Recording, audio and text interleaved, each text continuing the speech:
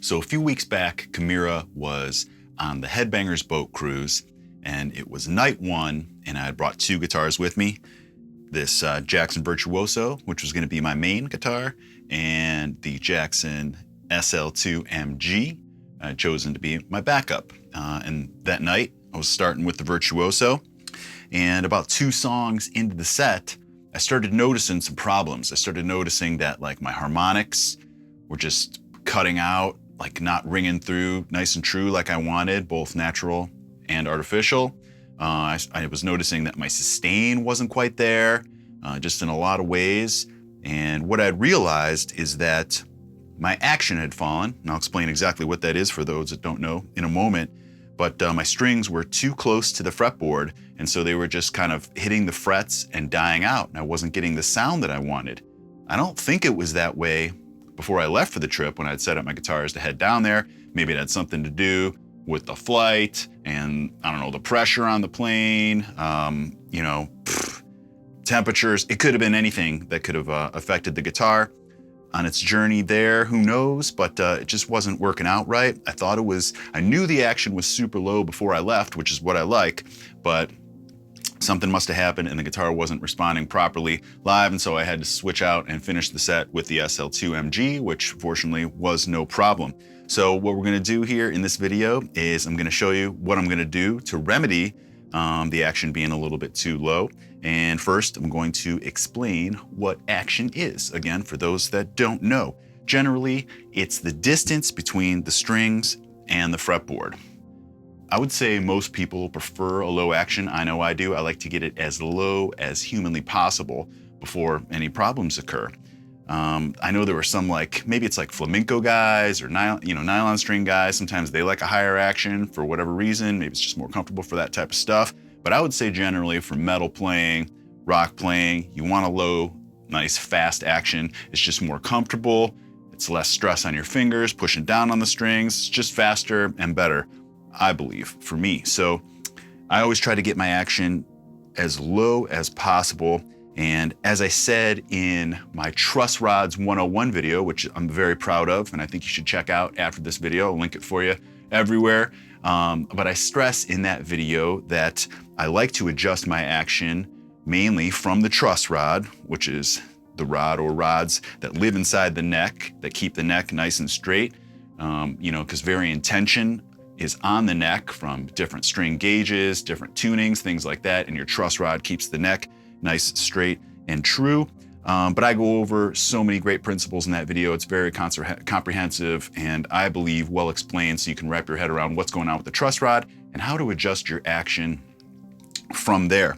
So that's what I primarily do. I get a lot of questions about if you can adjust the string height from the bridge.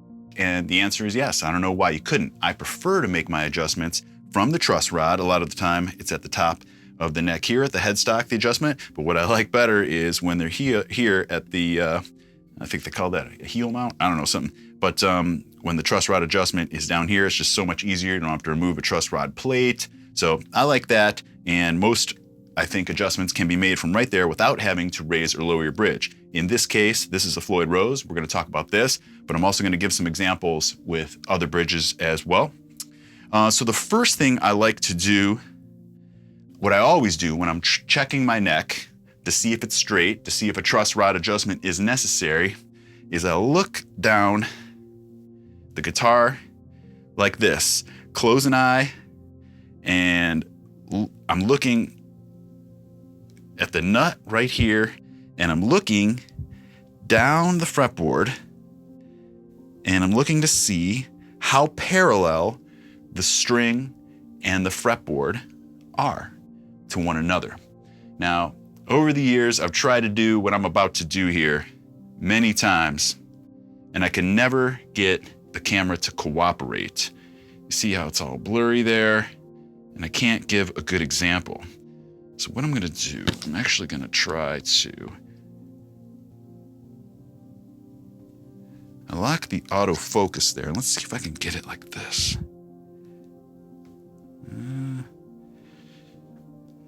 No, that's not working. Let's try locking it like that.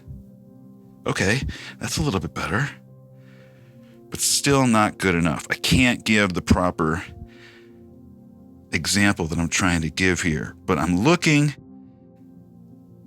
at the top of the fretboard and the string, and I'm looking down it. Now, looking at the whole length of it from here all the way down to where the fretboard meets the body there is where I'm looking. And like I said, unfortunately, I just can't figure out how to get a good video example of this. So I thought of something else to give an example. Back to the bench here. Let's say we have two pens.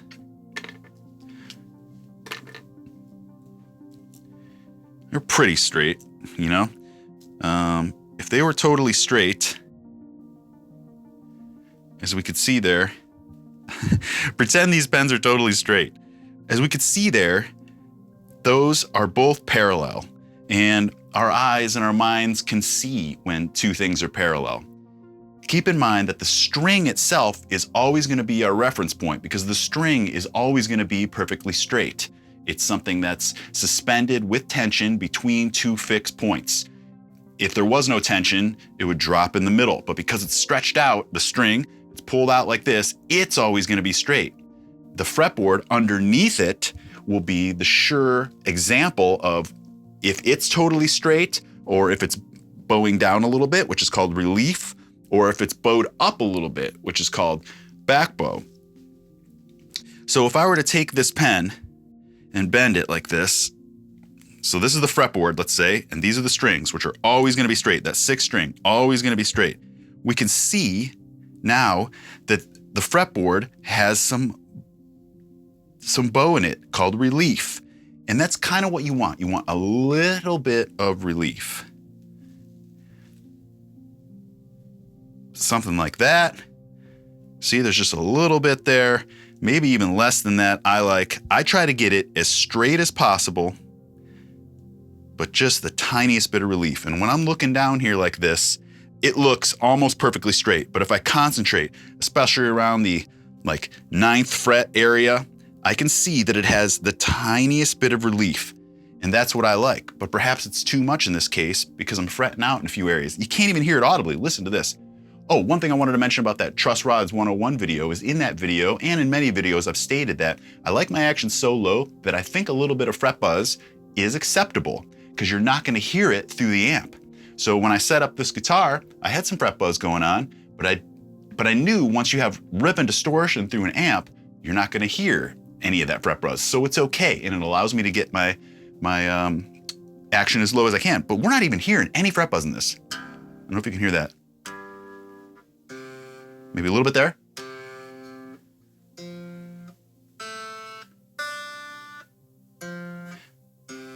Hear that? The tiniest bit there. Maybe that's our indication that something's going on. And heck, I haven't even really jammed on this guitar since I've been back from that those cruise shows, and maybe it's recalibrated itself or something somehow. But the fact that my neck looks exactly the way I like it tells me that I don't think a truss rod adjustment is necessary. I could loosen the truss rod a tiny bit, and that would probably fix it, but it would raise my action a tiny bit. So instead, in this case, I'm going to raise my bridge a little bit. And you may say, well, that's going to raise my action too a little bit, but I don't want to give the neck any more relief. It looks just the way I like it. Again, I wish you guys could see what I'm looking at here. If I could give some perfect example, I totally would, but unfortunately I can't. But you can do that same thing. You just look down. I'm only looking at the sixth string and the fretboard, and I'm looking at how parallel they are. If it's back bowed, if your fretboard is up like this, you're definitely going to get dead notes, dead strings, dead harmonics, things like that, and you need to loosen your truss rod so that it comes back down straight. Tightening your truss rod pulls it up like this, back bow. Loosening your truss rod puts less tension on the neck, and the strings begin to pull the headstock up, and it creates relief. So you just want a tiny bit of relief. The other thing about this guitar that I made the decision that I'm going to adjust it from the bridge is that, I have an absolutely perfect float going on. Focus, please. I have an absolutely perfect float. Now, the other thing you guys probably can't tell is it is 100% flush with the body right now. That's different than parallel. On a Floyd Rose, it should always be parallel, but it doesn't necessarily need to be flush. I would say I do have a couple guitars where it's flush, my action feels great and everything sounds great, but most of my guitars, I'd say 95% of them, the bridge is a little bit higher. There's a little bit of a lip right there. The bridge is higher than the body. So again, right now we're totally parallel, which is perfect. That's what we want, but we're flush with the body. There is no lip there. It's totally flush. So I know I have some room for sure to raise that up. And what we're gonna do there, well, to do that, it's super easy. There's 2 stud mounting screws right here. I think that's what they're called, stud mounting screws or something. Yeah, the Floyd mounting screws. And if we tighten these, they'll go down into the body and we'll lower the bridge. If we loosen them a little bit, they'll come up. Now let me show you a couple other examples that are brought out with other bridges where the same premise applies. I'm gonna take it right here.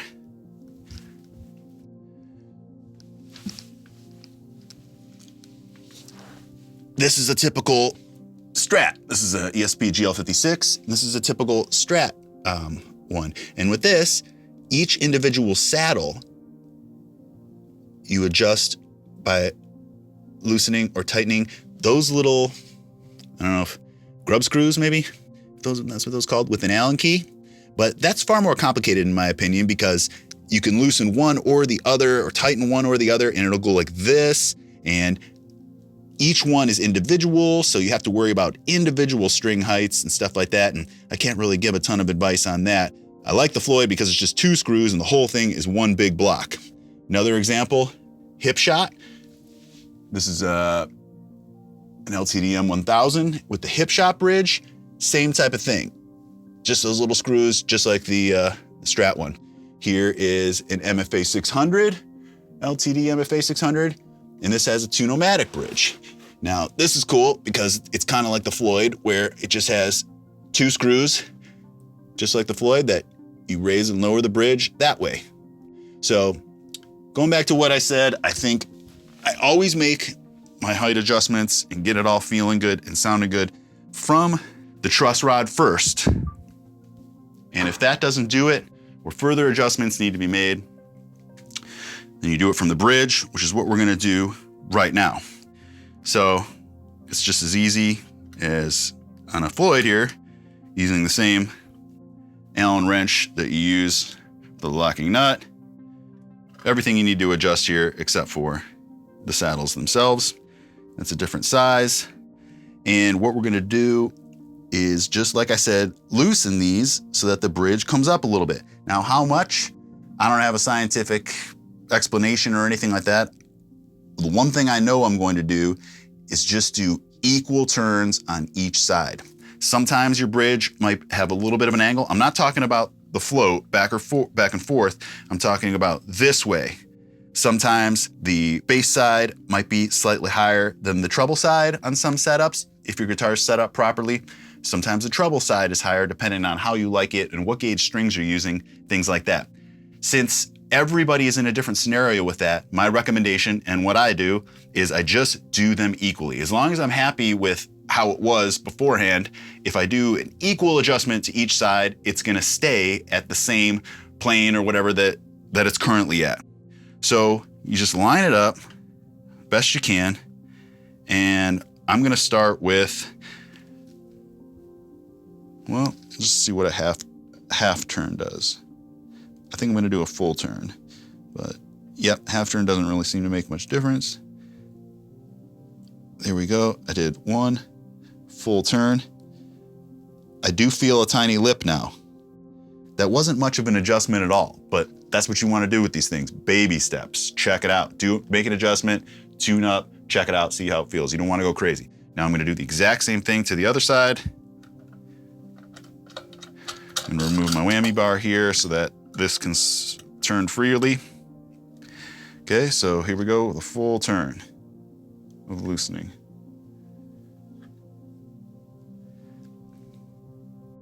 Now I am fairly positive that alone is going to do the trick, because I knew that I only needed a slight adjustment. So now some things have changed, so we're definitely going to need to retune. A major adjustment would also probably require a slight float adjustment, but I don't think that's going to be the case. Working this in and out. Let's check the tuning real quick. We'll give it a strum and see how it feels. And it can always go more. I think of it like you're drilling something with a drill bit. You know, start small, then work your way up. You can always make the hole bigger with a drill bit. You can never make it smaller again.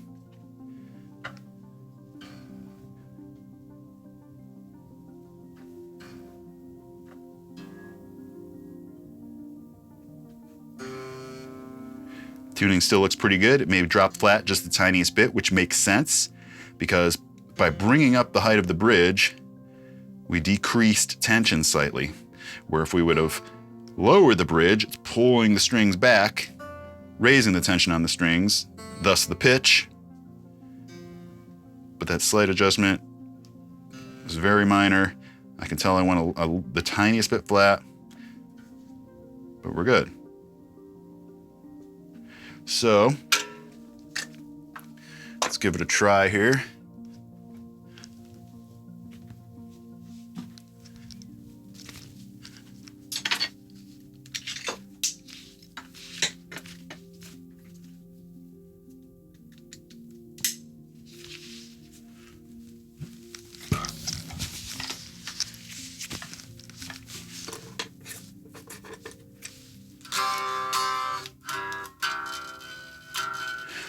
I should have mentioned this before too. When the guitar is laying on the bench versus being in the playing position, your fret buzz will vary. We're hearing a little fret buzz, even though I should have lessened the fret buzz there because we raised the bridge, thus moving the strings farther away from the fretboard. There should be less fret buzz, but in the playing position here, we're hearing a little bit on the sixth string.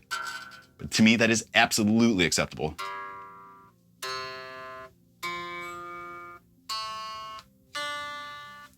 So nothing really. And then the biggest difference you'll notice is in the higher frets here, like above the 12th fret. And I can actually say my action looks visibly just slightly higher.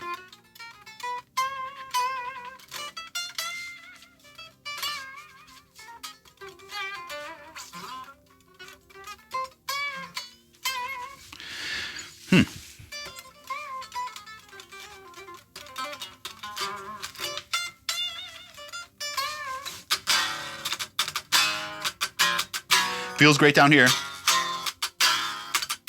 Chords feel great. Even plug in. I think I got this going.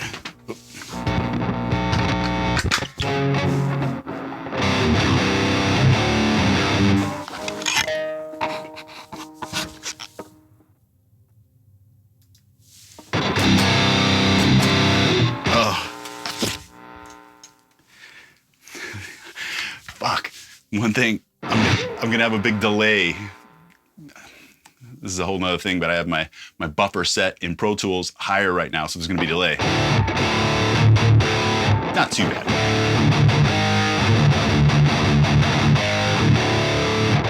For recording guys out there, in case you're curious, my buffer is set higher so that while I'm recording long videos like this where I'm speaking, Pro Tools won't crash at a higher buffer setting. Not that I have a lot of problems with it, but I used to back in the day. I know you feel me if you feel me. So anyways, just as like a little safeguard, I record at a higher buffer rate.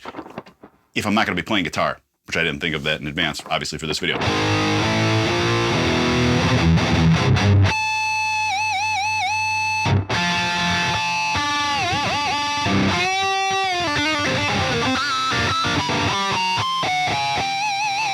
So,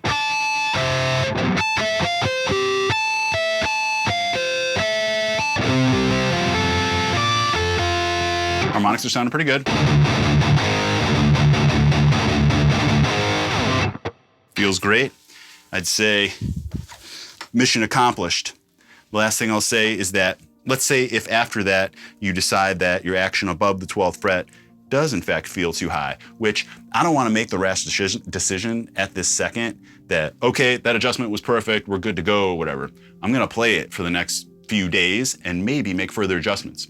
Back to what I was saying though, if I or you feel like that after an adjustment like that, your action's a little too high at the 12th fret, reverse it. Go back, put it back how it was, and then do it from the truss rod.